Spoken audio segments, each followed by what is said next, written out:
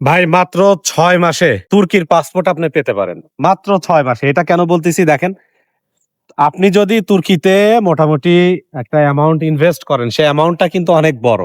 But বাংলাদেশের অনেকের কাছেই এই অ্যামাউন্ট আছে। অ্যামাউন্ট শুনে কেউ লাফ দিয়েন না। সেটা হচ্ছে $৪,০০,০০০।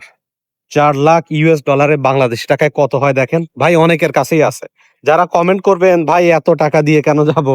ভাই আপনার কাছে হয়তো নাই বাট অনেকের কাছেই আছে।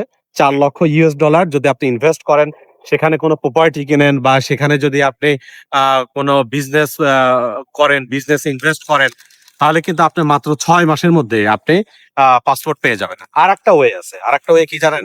সেটা হচ্ছে যদি $৫,০০,০০০ তুর্কির কোনো ব্যাংকে আপনি ফিক্সড ডিপোজিট করেন যে আপনি উঠাবেন না। ফিক্সড ডিপোজিট করবেন। তাহলেও আপনি পাসপোর্ট পেয়ে যাবেন। তো এটা একটা বিশাল বড় একটা ব্যাপার না?